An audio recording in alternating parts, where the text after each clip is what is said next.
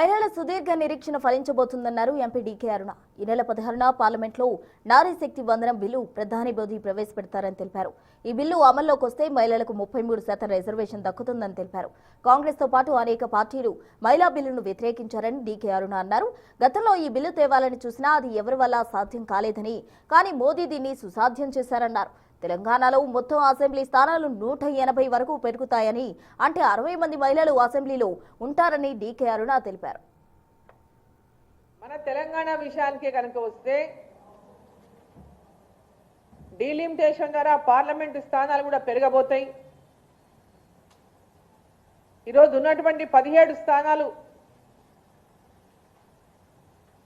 వాటిని పెంచుకుంటే కనుక దాదాపు 26-27 స్థానాలు, దాంట్లో 33% అంటే 9 స్థానాలు, 9 మంది మహిళలు పార్లమెంటుకు రాబోతారు మన తెలంగాణ నుంచే ఊహించుకుంటే. అంటే దేశవ్యాప్తంగా ఈరోజు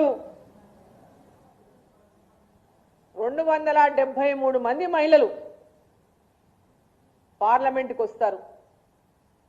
పార్లమెంటు సభ్యులుగా వారికి అవకాశం వస్తుంది ఈ యొక్క బిల్లు ద్వారా.